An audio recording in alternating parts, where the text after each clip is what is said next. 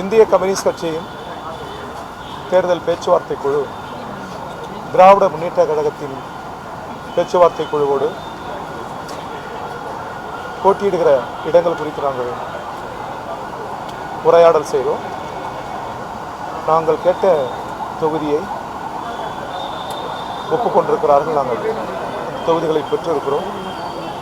அதிகாரபூர்வமாக இன்றைக்கு இந்திய கம்யூனிஸ்ட் கட்சியின் தமிழ்நாடு மாநில குழுவின் சார்பில் நாங்கள் கையெழுத்திட்டிருக்கிறோம். இடங்கள் குறித்த விவரங்களை கூட்டணி கட்சிகளின் தலைவர் என்கிற முறையில் மாண்புமிகு தமிழக முதல்வர்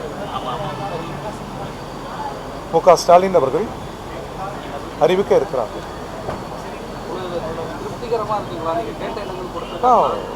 நாங்கள் கேட்ட பேச்சுவார்த்தையின் போதும் சரி, பின்னர் நிறைவாக நாங்கள் கையெழுத்திட்ட போதும் சரி, பேச்சுவார்த்தை என்பது மிக இயல்பாக சுமூகமாக இருந்தது. நாங்கள் கேட்ட இடங்களை தான் கொடுத்திருக்கிறோம். கூட்டணி பேச்சுவார்த்தையில் ஒவ்வொரு கூட்டணி கட்சிகள் அதிருப்தி தெரிவிக்கிறாங்க. கடைசியாக அதிமுகவும் ஒரு அதிருப்தி வெளிப்படுத்திருக்கிறாங்க. இது கூட்டணிக்குள்ள ஒரு அதிருப்திமான நிலை வந்து பொது வெளியில் வெட்ட வெளிச்சமாக வந்து தேர்தலுக்கு நெருக்கமாக போகும்போது களத்தில் ஒரு எதிர்மறையான சூழலை உருவாக்காங்க.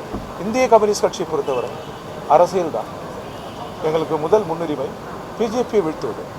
பிஜேபி தமிழக உரிமைகளை சிதைப்பது மட்டுமல்ல, நாடாளுமன்ற ஜனநாயகத்தின் மாண்புகளையே சிதைக்கிறது, விழுமியங்களை சிதைக்கிறது, கூட்டாட்சி முறையை சிதைக்கிறது, சட்டத்தின் ஆட்சி முறையை சிதைக்கிறது. இவையெல்லாம் எதிர்காலத்திற்கு பேர் ஆபத்து. எனவே இந்தியாவின் மிக சிறந்த விழுமியங்களை சிதைக்கிற பிஜேபி தான் எங்கள் குறி.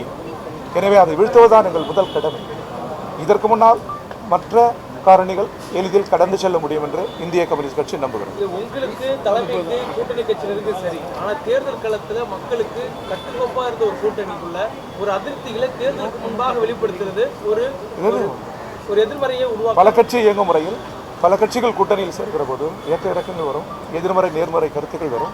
ஆனால் இவை எல்லாவற்றுக்கும் திமுக தலைமையிலான இந்த இடத்தில் ஒரு ஜனநாயக இடம் உண்டு, அதற்கான இடம் உண்டு. ஆனால் அங்கே பிஜேபியில் அந்த இடம் இல்லை. செல்வதே டெல்லிக்கு செல்கிறார்கள். அவர்கள் சொல்வதை கேட்க வேண்டும் என்கிறார்கள். அந்த ஜனநாயகத்தின் கதவுகள் அங்கே அடைக்கப்பட்டிருக்கிறது, இங்கே ஜனநாயகத்தின் கதவுகள் திறக்கப்பட்டிருக்கிறது. இது தமிழக மக்களுக்கு நன்கு புலப்படும். அவர்கள் மிக அனுபவம் உள்ளவர்கள், அறிவில் சிறந்தவர்கள், மிக சரியான தீர்ப்பளிப்பார்கள். எங்கள் கூட்டணி வெற்றி பெறும்.